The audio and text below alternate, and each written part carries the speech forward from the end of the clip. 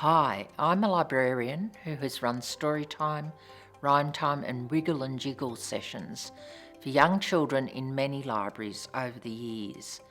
About a decade ago, I started to welcome children with disabilities and developmental delays in my groups. Everyone should be welcome in public libraries.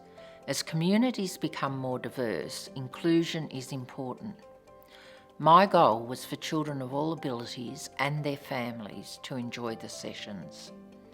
I also wanted to be able to manage the groups well and create a successful program. There were a few concerns back in the beginning. The first was my ability to work with children with disabilities and how to respond to their needs during a session with many participants. My second concern was how to most effectively educate the other families and the community about disability and inclusion.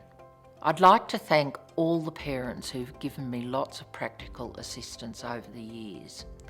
They've really helped me to support children of all abilities, and they feature in this video because they've taught me almost everything I know. Parents know their children best. If there's an opportunity, I always ask the parent or carer first about how to make their child feel comfortable in the group and keep them engaged. I can remember the first time I went with my son to a rhyme time group at our local library. Adam had a big tantrum when I tried to get him to sit still. I was so embarrassed. I just picked him up, squirming and screaming, and quickly left the group. If the storyteller hadn't said, "See you again," and introduced herself the next time, I don't think I would have ever taken Adam back to the library. She had a great approach and asked what she could have done differently to help Adam be happier in the group. She told me about the library's social story on their website, which we printed out and used at home. Adam and I were invited to come to the library and meet her outside of rhyme time sessions, so he could become more familiar with her and the environment. Instead of standing, she always gets down to Adam's level to talk with him. He's gotten so used to her now that he thinks of her as one of his best friends. He can wander around a bit during rhyme time because it's difficult for him to sit still for the whole hour. She incorporates that into the session. For example, she'll ask Adam to help her get something to show the other children. The children who regularly go to rhyme time now see Adam as one of their friends. Going back to the group was the best thing I ever did.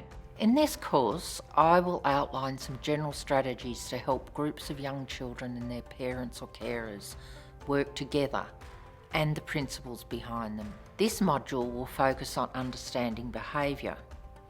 Modules 2 and 3 are about guiding behaviour and strategies. In Module 4, I will talk about addressing negative or discriminatory comments by other library visitors or staff. Understanding behaviour. It all starts with understanding behaviour. Behaviour is everything we learn to do from babyhood through life.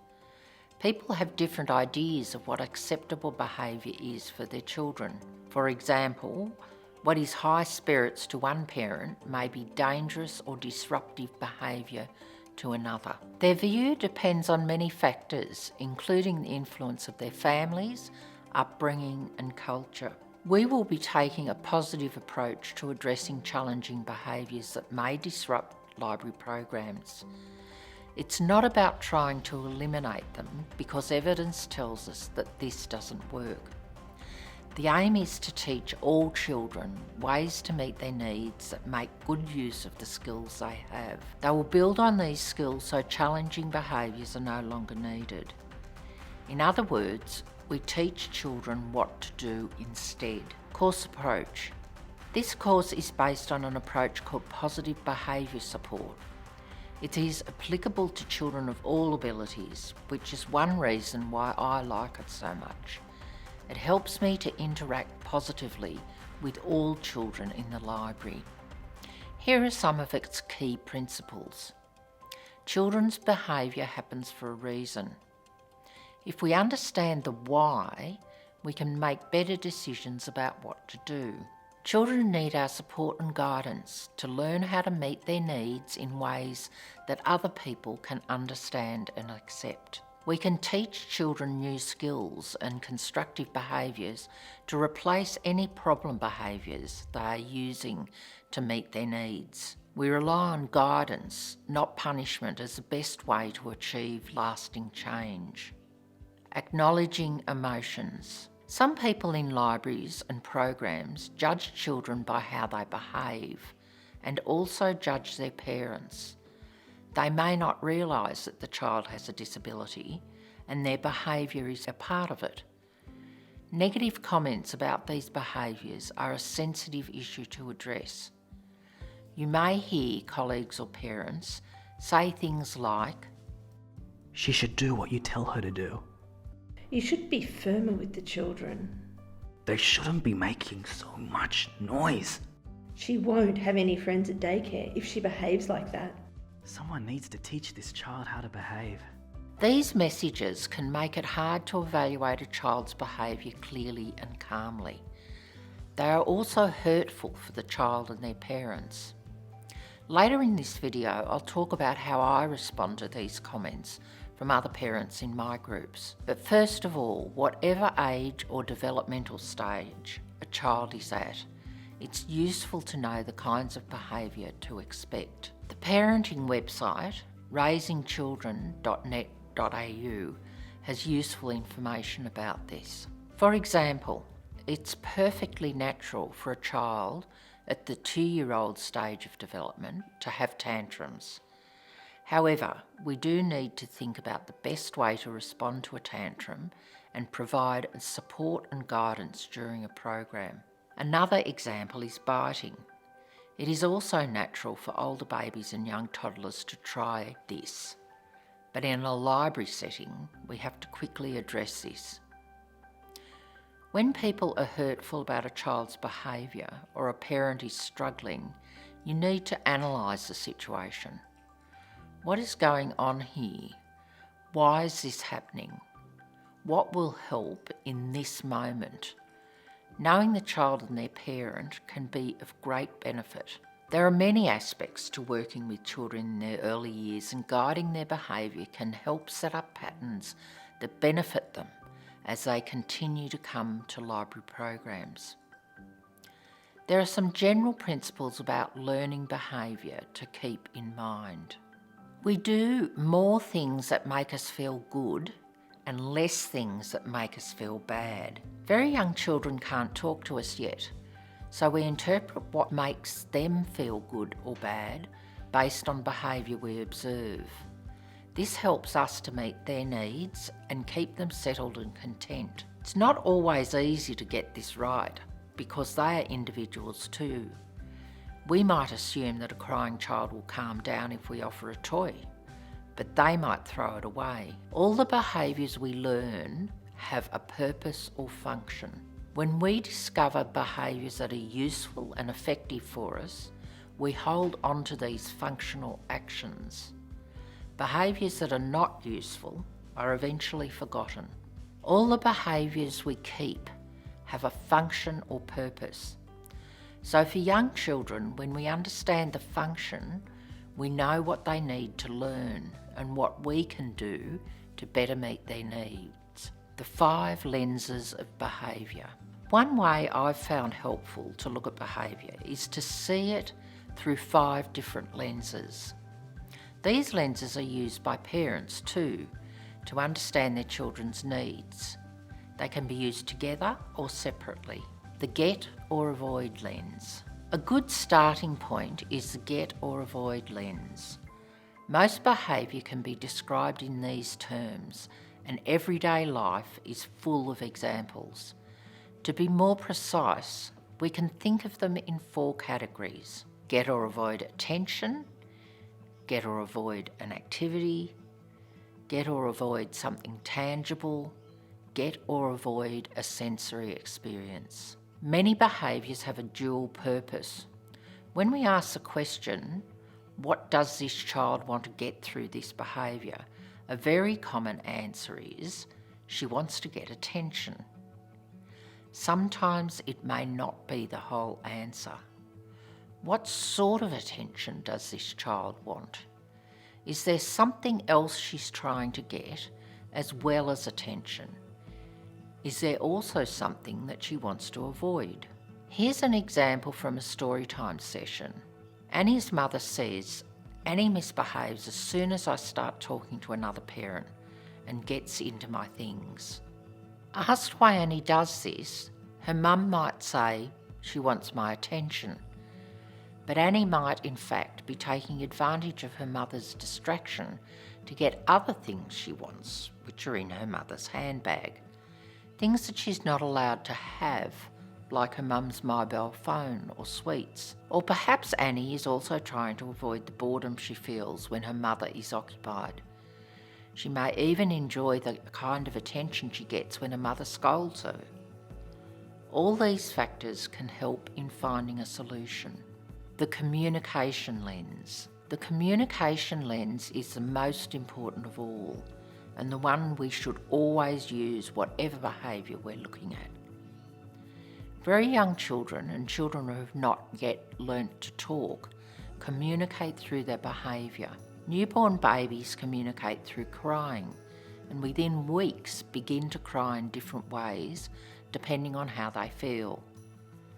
Adults soon interpret this as intentional communication, such as not liking something or feeling tired. Interpreting behaviour as communication is an especially valuable skill to use when we see behaviours that we don't want to encourage during a session. Let's think back to Annie, who gets into mischief while her mother is talking with another parent. She might be communicating, I want mum's attention, or it may be, I want to have fun while mum is distracted. We don't have enough information yet to know whether it's one, the other, or both, but it's a good start. All behaviour communicates. Even if the communication is unintentional, it always sends a message. Behaviour tells us what another person is feeling or needing, even when no words are spoken. Understanding a behaviour can take time and need repeated observation. The emotion lens. There is so much that can be said about the emotion lens and children's emotions. We'll only cover some key points. Managing negative emotions is one of our most important tasks in life, and it can be challenging. We need to help children recognise their own emotions and choose constructive ways to respond. Daniel and his older brother Mark are sitting on the floor during rhyme time. Mark is the first to receive a toy duck, a focus of the activity, to be passed between the children. But Daniel immediately grabs the duck from Mark. He pushes him away and screams when Mark tries to get it back. He always does this, says Mark, when their mother intervenes. If we use the first two lenses, we might say, Daniel wants to get the duck and avoid his brother having it. Daniel is communicating, I don't like it when you have something that I don't. I want to have the duck. Clearly Daniel feels very angry. It's important to recognise how overwhelming emotions can be for very young children. Waves of emotion can be both intense and prolonged. During these periods, children may be beyond understanding what we say to them. We need to focus on helping them to move on. Something we can do at the time is to help the child recognise their own emotions and attach a label to them. Once Mum has moved Daniel away from Mark, you or she may say, I can see that you are angry. Let's take some deep breaths now. We can often put our understanding of a child's emotions to immediate use by feeding back to them how they feel. I can see that you are angry. I can see that you feel frustrated. You can match your language to the child's level of understanding. It might be more appropriate to use a short phrase or to simplify the vocabulary. You feel cross. Help an emotive child to recognise their feelings. I want to take a moment to talk about anxiety. There are different opinions on whether it is, strictly speaking, an emotion, but it makes sense to acknowledge it here. All of us feel anxious at times, but some people experience a very persistent, even chronic emotional state of continuous worry. We call this state anxiety. Behaviours that might cause you to wonder if a child has anxiety include repetitive behaviours that might be soothing for the child, frequent avoiding behaviours as a response to situations that worry them, frequent loss of concentration, though this is tricky because most young children are easily distracted, constantly seeking approval or apologising, continually expressing a fear or worry through words or behaviour, crying when things are not perfect. None of these behaviours necessarily mean that a child is anxious. It's beyond the scope of this course to address the topic in detail. As attending a storytime session can be a new experience for some children, you may see them showing the above or similar behaviours. If they persist, find an opportunity to raise it privately with the parent. You could ask if they think their child might be feeling anxious about joining the group and whether there is something you can do to help. The wide-angle lens. Behaviour does not occur in a vacuum, and people need to consider what is happening around a child to truly understand why behaviour occurs. We are shifting from a close-up view of a child's innermost feelings to a wide-angle view which takes in the world around them. We need to ask 3 key questions. What happened immediately before the behaviour? What is happening in the environment? What are other people doing? What happened immediately before the behaviour? We need to consider if the child was reacting to something specific that had just happened. This is called a trigger, an event that sets off the behaviour.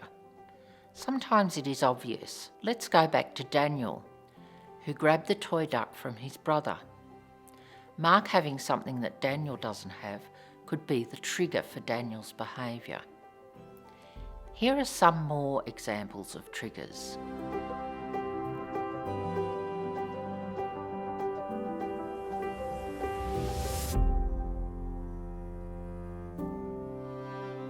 Some triggers are not so easy to spot. We may need to watch a behaviour many times and widen our viewpoint even more to find them. What is happening in the environment? When thinking about this question, we need to expand our viewpoint to include anything in the child's physical space which could have had an impact in the lead up to the behaviour. Let's break it down. Where did the behaviour happen? Has it happened before in a similar setting? Is the environment familiar to the child? Are there ways the child could keep occupied? Try to consider the environment from the child's point of view. The physical environment has an impact on behaviour. We all interact with environments through our senses: touch, taste, smell, hearing, and so on. How might a child experience storytime, rhyme time, or other programs in a library setting for the first few times? Were there particular sounds, smells, or sights? Many children respond strongly to things they experience through their senses. For some, these responses can lead to concerning behaviours. Children experience the environment through their senses. For some children, their sensory responses contribute to concerning behaviours. There is one more important question to ask when looking through the wide-angle lens. What are other people doing? Let's consider other people's actions that may be contributing to how the child feels and the needs being communicated. This includes immediate triggers such as people talking loudly, library staff not using transition strategies between activities, not having a predictable and consistent session routine, parents conversing and other disruptions during the session. Other children's actions can of course affect behaviour. If you have any concerns about what's happening in and around the group that might make it hard for a child to settle, Talk with that child's parents or carers. There is one final lens to look at concerning behaviour, the reinforcement lens. Reinforcement is a consequence that makes a behaviour more likely to happen again. We can be sure of one thing: if a behaviour keeps happening, it is being reinforced in some way, even if we are trying not to reinforce it. We may not be consciously doing it, but something is happening that makes the behaviour useful or functional for a child. They are getting or avoiding something as a result of the behaviour. Maybe not every time, but enough to keep the behaviour going. Adults cannot always choose what is reinforcing, which can be a challenge. A child may not respond to praise, stickers, star charts or song and dance routines just because their sibling did, or a popular website suggests it. It is important to understand what is reinforcing to a child when running a story time or rhyme time session. When introducing toys and items, observing the child's response can help you choose the best ones for engagement. Understanding what is reinforcing to a child gives us powerful knowledge to bring about the changes we want. Stimming. I also want to mention stimming because it's a behaviour I often see in children new to story time. Stimming or self-stimulatory behaviour is repetitive or unusual body movement or noises. Many children with autism use stimming to manage emotions and cope with overwhelming situations, like being in a new environment or participating in unfamiliar activities. It varies a lot from child to child. For example, some children have mild hand mannerisms, whereas others spend a lot of time stimming in an obvious way. Stimming might include hand and finger mannerisms such as finger flicking and hand flapping, body movements like rocking back and forth while sitting or standing, posturing such as holding hands or fingers out at an angle or arching the back while sitting, visual stimulation, for example, looking at something sideways, watching an object spin, or fluttering fingers near the eyes. Repetitive actions, such as opening and closing doors or flicking switches, chewing or mouthing objects, listening to the same song or noise over and over. Stimming can help with reducing sensory overload, focusing attention, or calming down from strong emotions like anxiety, anger, or excitement. For children with autism who are undersensitive, stimming can stimulate their senses. It isn't necessarily a bad thing as long as it doesn't hurt the child. With a parent or carer's consent, it's helpful to explain to the group what stimming is to raise awareness and understanding. You can ask the child's parents about the stimming's causes and any strategies they have in place. If they prefer to ignore it, support that choice if possible. Some stimming, like hand biting, can be dangerous to the child and others in a group. We will talk about strategies to manage stimming in the next module.